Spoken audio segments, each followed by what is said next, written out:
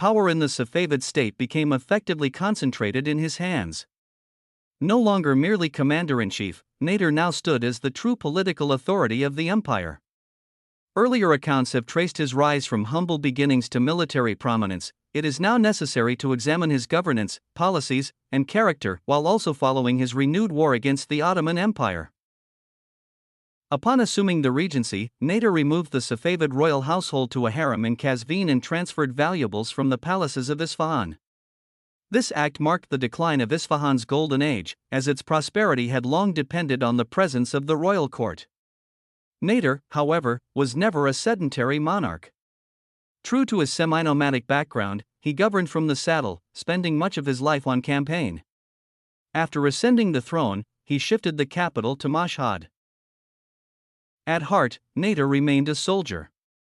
His primary concern was the maintenance of a powerful standing army, and all fiscal policy was directed toward this goal. He expanded his corps of musketeers, equipping them with improved firearms and mounts, an expensive endeavor requiring consistent revenue. Since war booty proved insufficient, taxation became increasingly burdensome. Resettlement formed another pillar of Nader's policy. Like earlier Safavid rulers, he employed forced migrations to punish rebellious groups and reward loyal ones with frontier lands. Populations were relocated to regions such as Khorasan, Herat, and the Caucasus, both to secure borders and repopulate devastated territories. Though this policy fostered loyalty among some tribes, it also bred resentment among those displaced. Following the failures of Abbas II, Nader resumed the war against the Ottoman Empire in 1732. Rather than advancing on traditional targets, he turned toward Baghdad, a city of immense strategic and symbolic value. Capturing it could destabilize Ottoman authority or serve as leverage in negotiations. Nader led an army of approximately 80,000 through the difficult terrain of the Zagros Mountains in winter, overcoming Ottoman defenses at Sarpali Zahab through a daring night assault.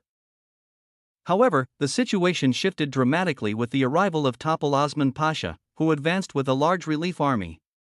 The two forces clashed at the Battle of Samarra in 1733.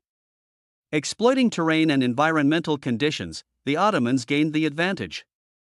Nader, perhaps emboldened by prior victories, launched a full assault that devolved into a prolonged and chaotic struggle. A false rumor of his death spread panic among his troops, leading to a devastating defeat, his first major setback. Despite heavy losses, Nader quickly rebuilt his army and returned to the field. At the Battle of Qipchaq, he decisively defeated Ottoman forces, killing Topal Osman Pasha and restoring momentum. He then resumed pressure on Baghdad, forcing Ahmad Pasha into negotiations. Though a favorable agreement was reached, it was later rejected by the Ottoman government. Nader's campaigns ultimately restored the Safavid Empire's former frontiers and solidified his authority. Rising from defeat at Samarra, he demonstrated resilience and strategic brilliance. With legitimacy secured, he now stood poised to claim the throne outright. Yet his ambitions did not end there. His gaze soon shifted eastward toward the riches of the Mughal Empire, setting the stage for even greater conquests.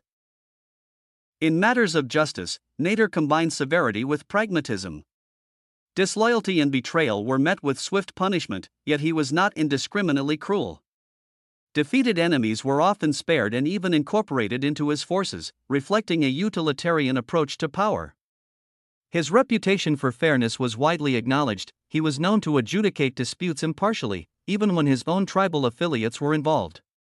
Such actions underscored his commitment to authority over kinship.